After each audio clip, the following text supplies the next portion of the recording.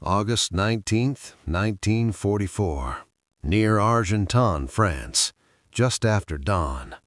The hedgerows are still sweating from the night. Dew beads on the leaves and turns the morning light into 1,000 tiny flares as tanks nose forward, engines growling low, impatient. Somewhere ahead, a German artillery piece cracks. Too late, too far. The sound rolls across the fields like a door slammed in another room. General George S. Patton stands in the open hatch of his command vehicle, helmet off, pearl-handled pistols heavy on his hips. The air smells of dust, hot oil, and crushed greenery. You can almost taste it. His eyes are bloodshot, not from fear, but from days without real sleep. He hasn't slept much since the breakout began. He doesn't intend to start now. A staff officer leans close, shouting over the engines. "Sir, 12th Corps reports resistance thinning. Germans pulling back north." Patton doesn't smile. He nods once, sharp, controlled, like a man checking off a box he already knew would be checked. "Good," he says. "Then we keep going." Ahead of him, the Third Army moves like a released spring. Columns of Shermans grind forward. Half-tracks packed with infantry ride the narrow Norman roads. Trucks stacked with ammunition and men stretch back as far as the eye can see. This isn't a cautious advance. This is a pursuit, relentless, hungry. For weeks, the Allies had been stuck, pinned in the bocage, bleeding men and momentum for every hedgerow. Then came Operation Cobra, the American breakout. And once the line snapped, it didn't bend, it shattered. Patton had been waiting for this moment like a racehorse in the gate. Now he's loose. The Germans are retreating in disorder, funneled toward what will soon be called the Falaise Pocket. Smoke columns rise in the distance, black and greasy, marking destroyed vehicles and burning fuel dumps. Prisoners stumble past under guard, mud-caked, hollow-eyed boys and old men, some without helmets, some without weapons, all without illusions. Patton watches them for half a second, then he looks past them, always past them. "Speed," he mutters, "speed is everything." This is what he lives for, the chase, not the grinding push, not the careful set-piece battles. This, movement, momentum.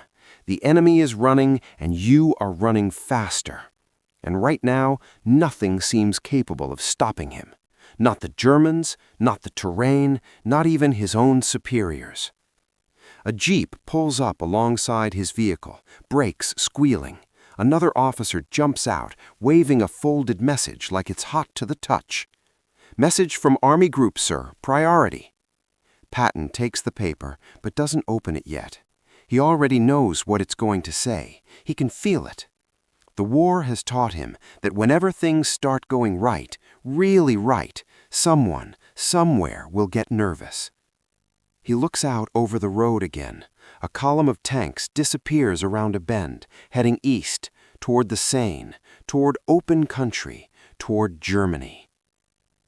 Patton finally unfolds the message. He reads it once, then again. His jaw tightens.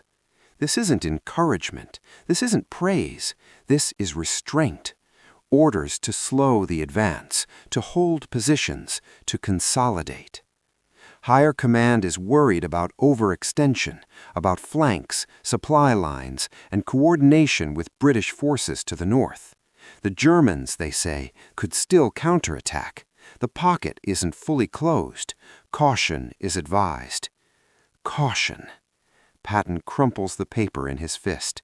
"God damn it," he says softly, more to himself than anyone else. They still think this war is going to be won by caution.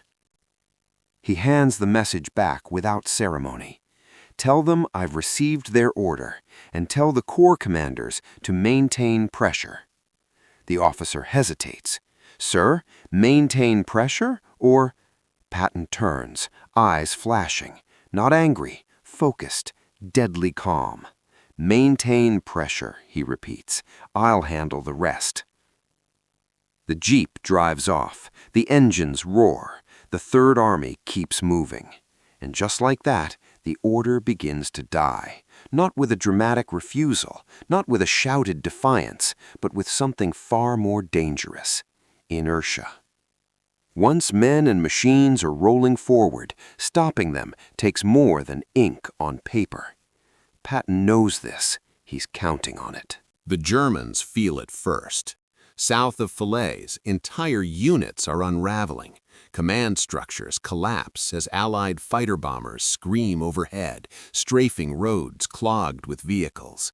Horses lie dead in ditches, legs twisted, carts shattered. Trucks burn where they stalled, hit by rockets, or simply abandoned when fuel ran out. Field Marshal Gunther von Kluge has lost control of the situation. Orders contradict each other. Maps are out of date before the ink dries.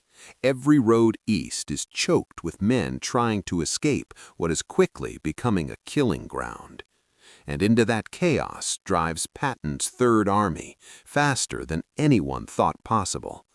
French civilians emerge from cellars and barns as the columns pass. Some wave, some cry, some just stare in disbelief as the war, so long a static misery, suddenly rushes by their front doors at 40 miles an hour. Patton doesn't slow for them. Liberation is a byproduct, not the objective. His objective is annihilation. In his mind, the war is finally offering him what he's always wanted, the chance to destroy the enemy in motion. He speaks to his commanders over the radio, voice sharp, clipped. "Don't stop to mop up. Bypass resistance. Let the infantry deal with it. We're going through them, not into them." This is Patton's gospel, maneuver warfare. Hit fast, hit deep, keep the enemy off balance until he can't tell retreat from rout. And it's working. By August 20th, Third Army units are covering distances that would make World War I generals choke. 50 miles in a day, 60. Bridges were seized intact, towns taken before the Germans even realize Americans are there.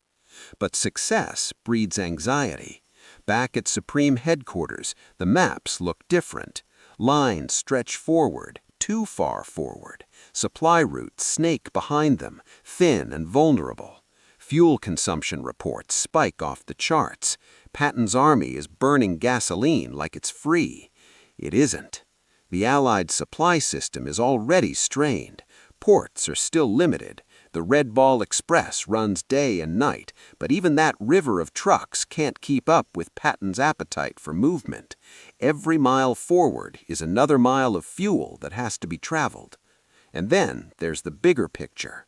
Montgomery's forces are pushing in the north. Bradley is trying to coordinate a coherent front. Eisenhower is thinking strategically about Germany, about the Rhine, about the long war ahead. Patton is thinking tactically about right now, about the enemy in front of him reeling, about the chance right here, right now, to end this faster.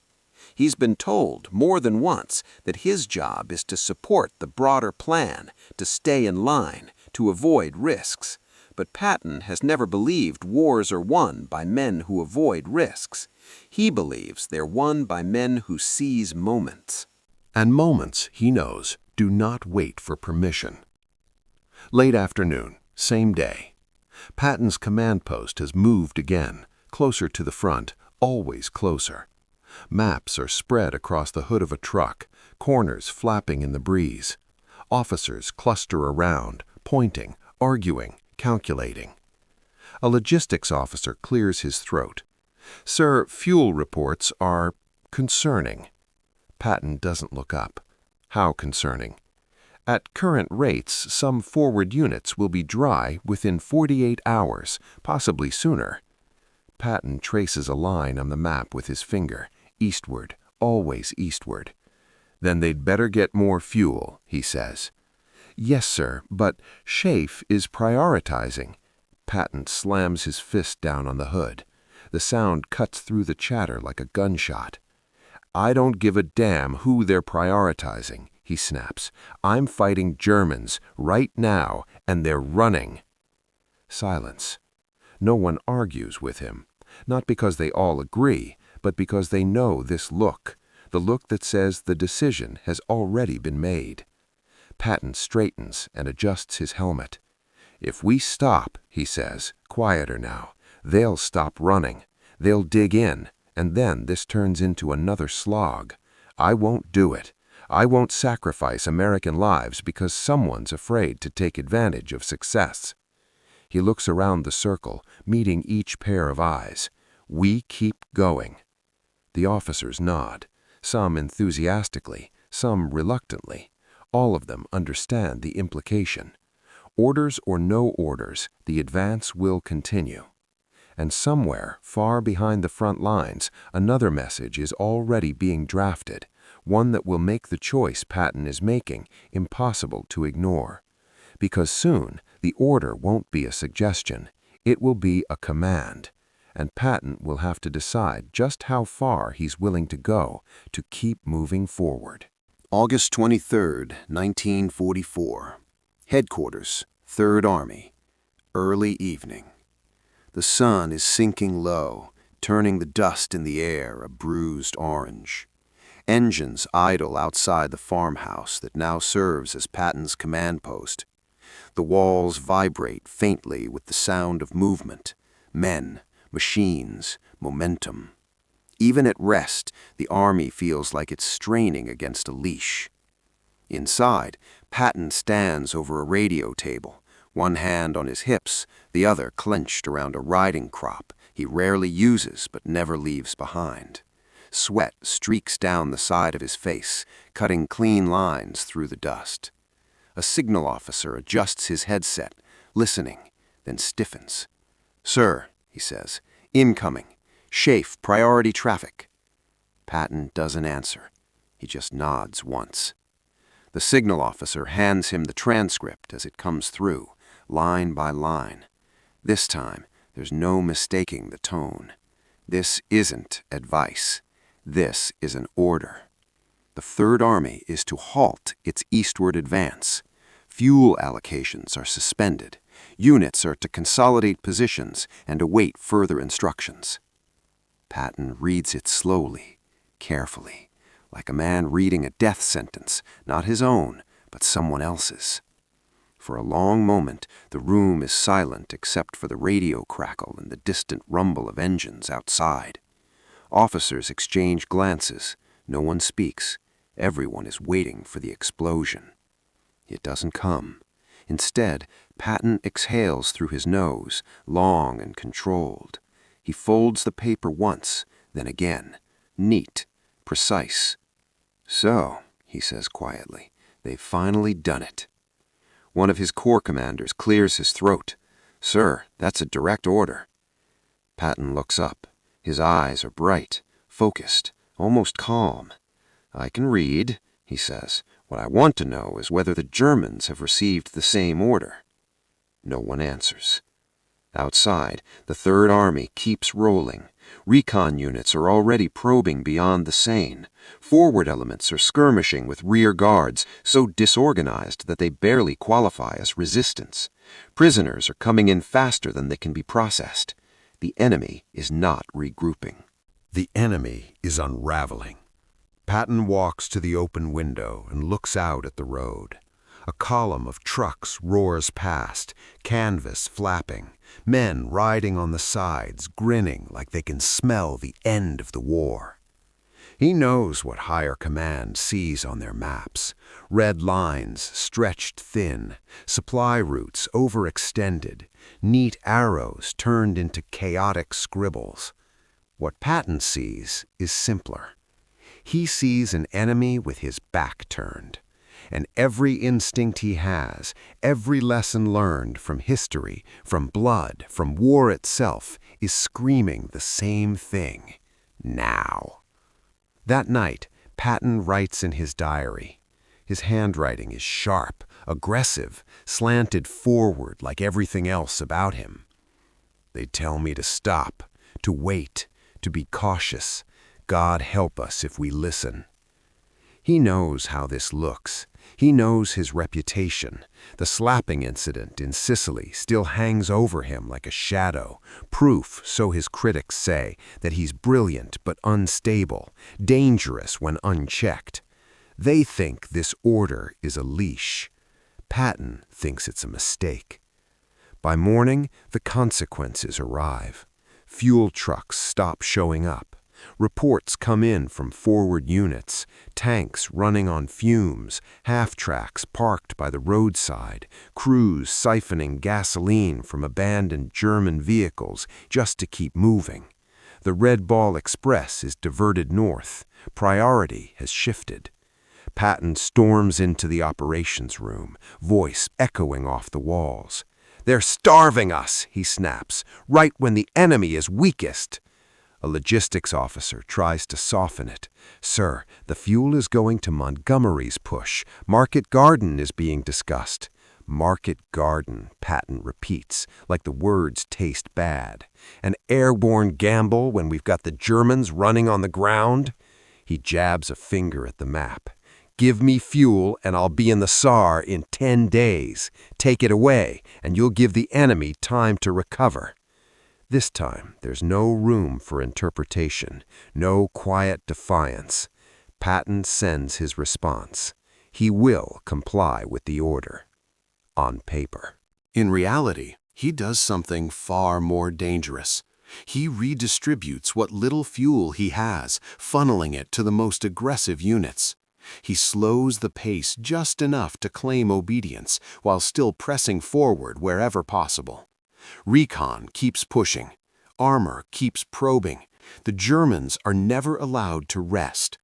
It's a razor's edge, advance without advancing, attack without attacking. And for a brief, tantalizing moment, it almost works. Then the Germans do what Patton feared they would. They stop running. East of the Mosel River, fresh enemy formations begin to appear. Not routed remnants this time, but reorganized units. Panzer brigades rushed in from Germany, stiffened with new equipment and just enough confidence to stand and fight. American patrols start encountering real resistance. Anti-tank guns dug in, artillery with pre-registered fire, infantry that doesn't scatter at the first shot. The window is closing. Patton sees it immediately. He slams his fist into the map again, harder this time. "Damn them," he mutters. "They've given them time." The halt becomes real now. Not just fuel shortages, but orders reinforced, reiterated, impossible to ignore. Eisenhower himself backs the decision. The war, he believes, must be fought as a coalition, not a solo charge. Patton fumes, but he obeys. Mostly. Third Army grinds to a halt along the Mosel River, just short of the breakthrough Patton believes would have cracked Germany open before winter. The men dig in. Engines fall silent. The chase is over. For now. Patton walks among his troops, boots crunching on gravel, nodding to tank crews and infantrymen alike. They don't blame him. Many of them would have followed him straight into Germany if he'd asked. One soldier watches him pass and mutters, "Hell of a general." Patton hears it, pretends not to. That night he writes again. "We were stopped not by the enemy, but by our own caution."